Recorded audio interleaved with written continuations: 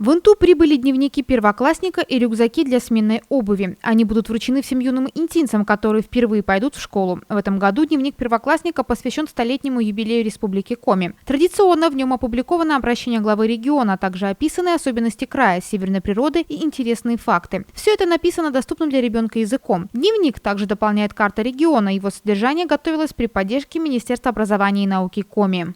Как и каждый год, мы очень любим этот праздник, День знаний. Детки у нас готовы, и подарки, конечно, для деток готовы. В этом году у нас около 300 первоклассников.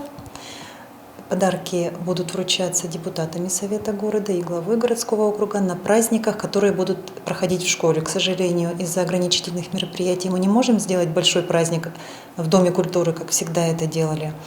Но праздники пройдут в каждом классе, в каждой школе. Подарки готовы, очень красивые рюкзаки с символикой столетия Республики Коми. Традиционно дневники и тетрадки с закладками.